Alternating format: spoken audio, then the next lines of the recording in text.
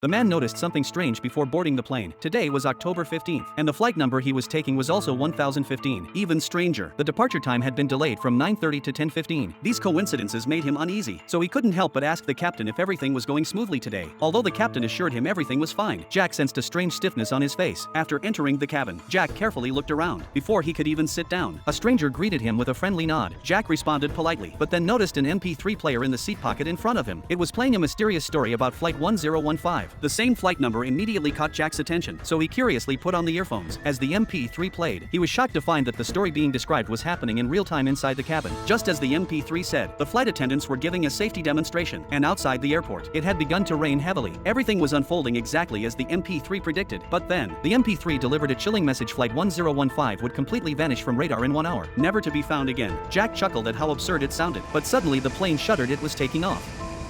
The series of coincidences made him increasingly anxious, but there was no turning back now, so he tried to calm himself down. Suddenly, the MP3 mentioned that there would be several unusual details surrounding the disappearance. First, a flock of birds would strike the engine at exactly 10:21. The moment that line finished playing, a loud bang echoed through the cabin. Startled, Jack jumped up and threw off the earphones. He glanced at his watch. It was 10:21. A wave of terror flooded his mind, and he rushed into the restroom, trying hard to steady his breathing. When he came out again, the plane had returned to normal. But strangely, none of the passengers seemed to notice or care about the explosion just now. To confirm what had happened, Jack called over a flight attendant and asked if a bird had hit the engine. The attendant firmly denied it. When Jack tried to press further, the attendant warned him not to spread rumors or disturb other passengers, then smiled and walked away. Jack began to doubt whether he was just being paranoid. But just then, the man who had greeted him earlier suddenly appeared behind him and told him something terrifying.